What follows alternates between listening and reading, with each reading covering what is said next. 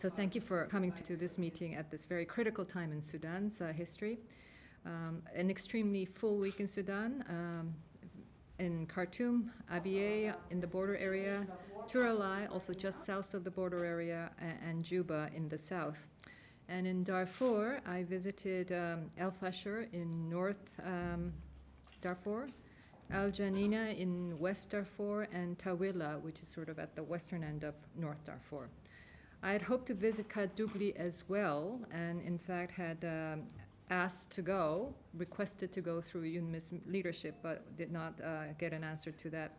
And from a human rights perspective, the top priorities throughout Sudan today remains the protection of civilians in conflict and access for humanitarian agencies and human rights monitors to victims of violence. Abyei, we were with Scott and my team. I was able to visit Abyei, which is a scene of total destruction as far as we could see.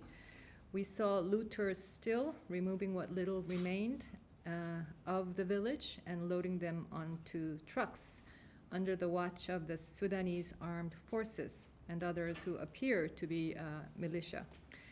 There must be an investigation into what took place, and the United Nations will attempt to deploy additional monitors to do this. We do hope that the new UN mission for the area, the United Nations International Stabilization Force for Abyei, will provide the security necessary for an investigation and the deployment of human rights monitors, as well as to provide a conducive environment for the return of its residents. What I learned of the situation in Kadugli, which is very much on everybody's mind, was also very, very concerning. A thorough investigation into what has taken place in Kadugli and South Kordofan more generally must also take place. The government must cease fire the ongoing attacks and grant access to human rights monitors and humanitarian workers, and we will continue to be seeking such access. The reports from OCHA on the humanitarian situation and access there are quite alarming.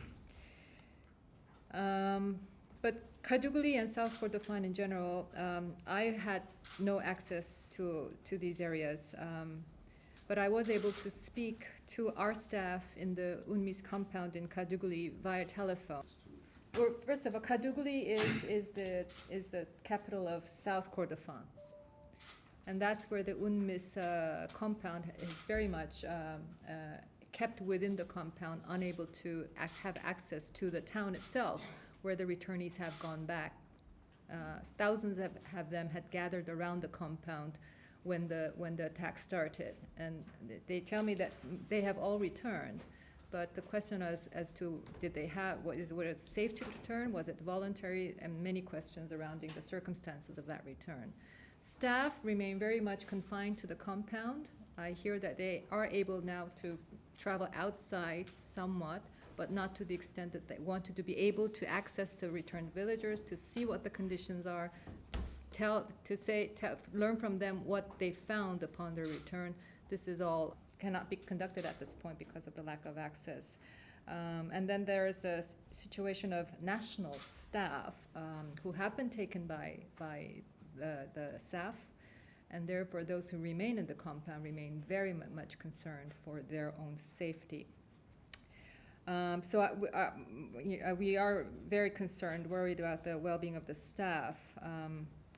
UNMISS staff in Kadugli, so far as we have registered, 7 have been arrested. There remain 2 still in detention, and 3 were recently released.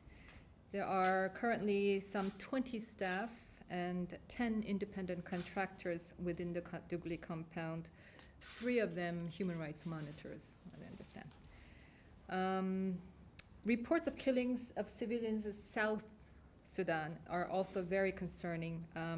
In fact, a group of IDPs that I met who had fled Abyei to this small town called Turale, just south of the border, were attacked just 2 days later after we spoke with them by a dissident faction of the SPLA.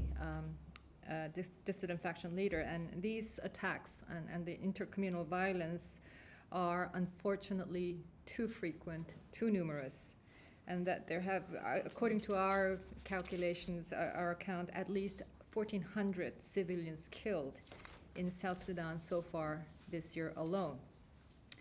Our team of monitors on the ground is overwhelmed by the sheer number of these incidents to do a proper investigation, and very often frustrated at the lack of access to investigate allegations.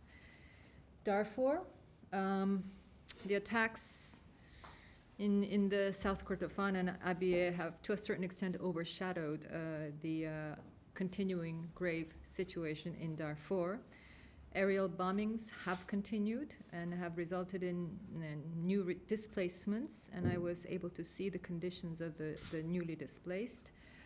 Here too, the protection of civilians has to be a priority, and humanitarian and human rights workers must be given access to provide assistance and also to ascertain the facts and the truth about what has taken place. So let that be a brief intro, and I would welcome your questions.